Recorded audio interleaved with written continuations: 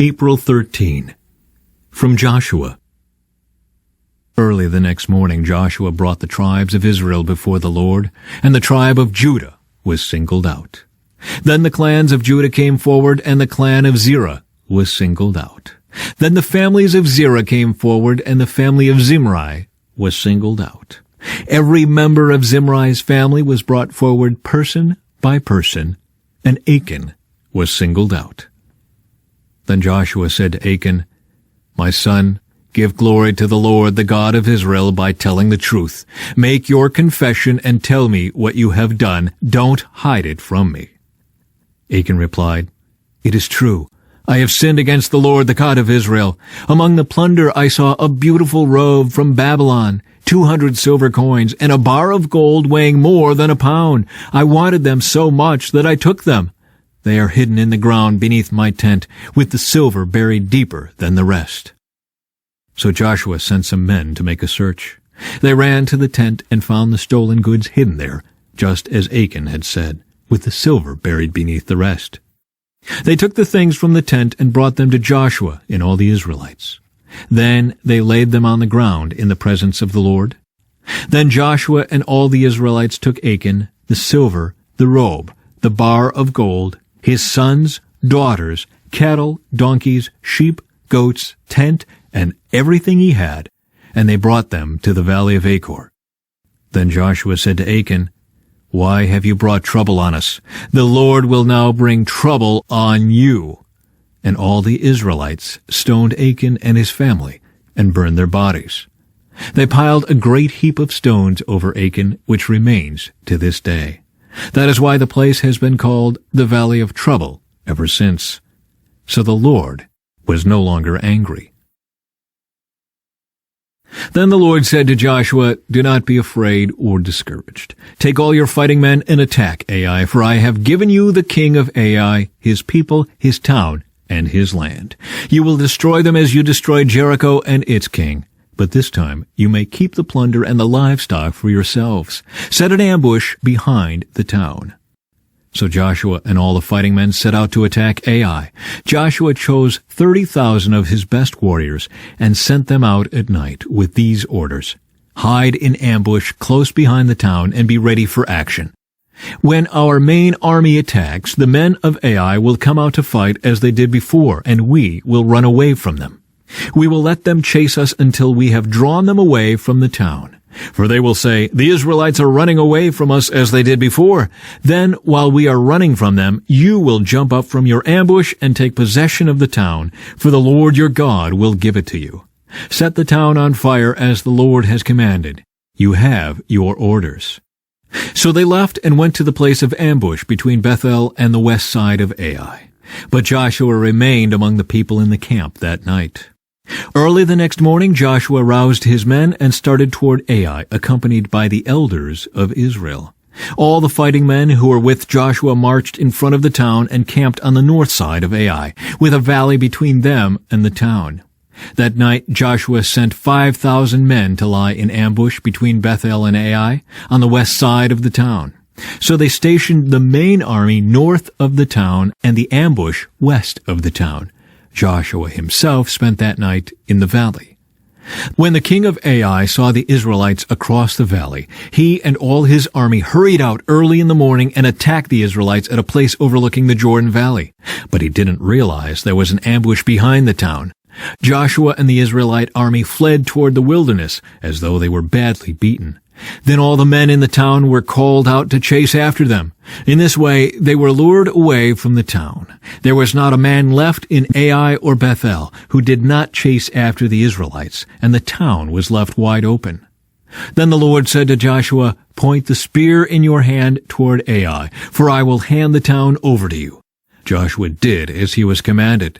As soon as Joshua gave this signal, all the men in ambush jumped up from their position and poured into the town. They quickly captured it and set it on fire. When the men of Ai looked behind them, smoke from the town was filling the sky, and they had nowhere to go, for the Israelites who had fled in the direction of the wilderness now turned on their pursuers. When Joshua and all the other Israelites saw that the ambush had succeeded and that smoke was rising from the town, they turned and attacked the men of Ai. Meanwhile, the Israelites who were inside the town came out and attacked the enemy from the rear. So the men of Ai were caught in the middle, with Israelite fighters on both sides. Israel attacked them, and not a single person survived or escaped. Only the king of Ai was taken alive and brought to Joshua.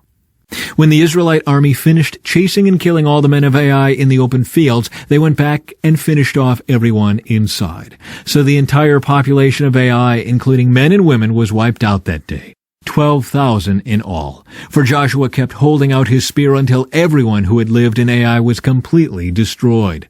Only the livestock and the treasures of the town were not destroyed, for the Israelites kept these as plunder for themselves, as the Lord had commanded Joshua. So Joshua burned the town of Ai, and it became a permanent mound of ruins, desolate to this very day. Joshua impaled the king of Ai on a sharpened pole, and left him there until evening. At sunset the Israelites took down the body as Joshua commanded, and threw it in front of the town gate. They piled a great heap of stones over him that can still be seen today. The Lord's covenant renewed. Then Joshua built an altar to the Lord, the God of Israel, on Mount Ebal. He followed the commands that Moses, the Lord's servant, had written in the book of instruction. Make me an altar from stones that are uncut and have not been shaped with iron tools. Then on the altar they presented burnt offerings and peace offerings to the Lord. And as the Israelites watched, Joshua copied onto the stones of the altar the instructions Moses had given them. Then all the Israelites, foreigners and native-born alike, along with the elders, officers, and judges, were divided into two groups.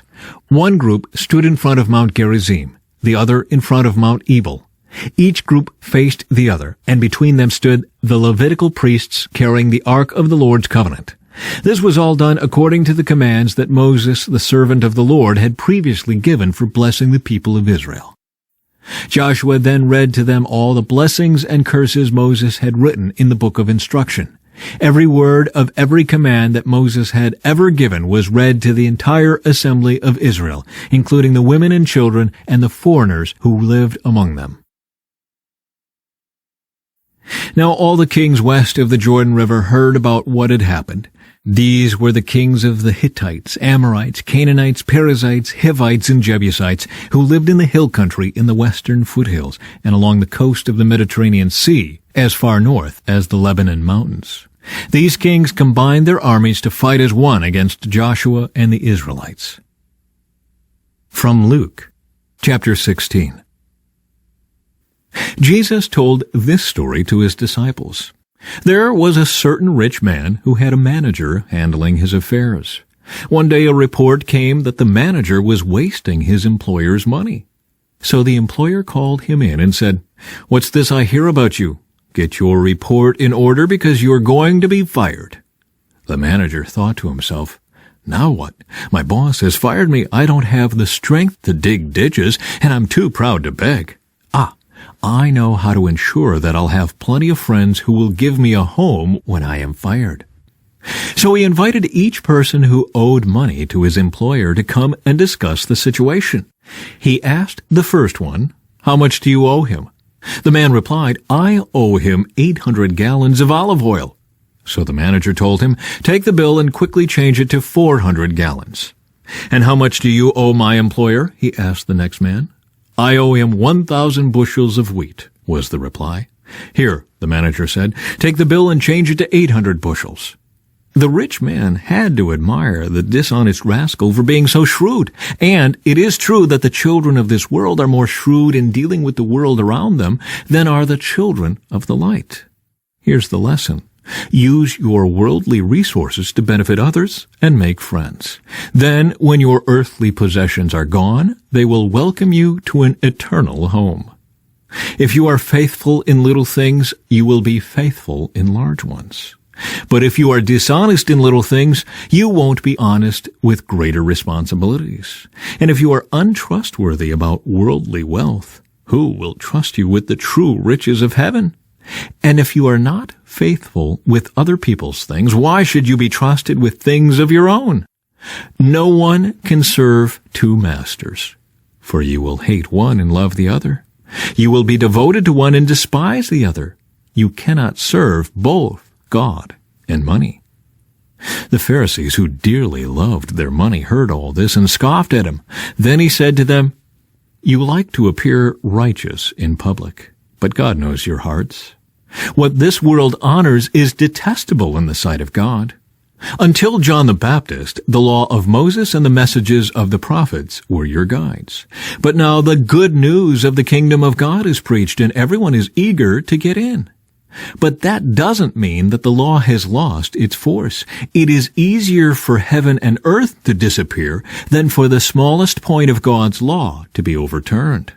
For example, a man who divorces his wife and marries someone else commits adultery, and anyone who marries a woman divorced from her husband commits adultery." Psalm 82.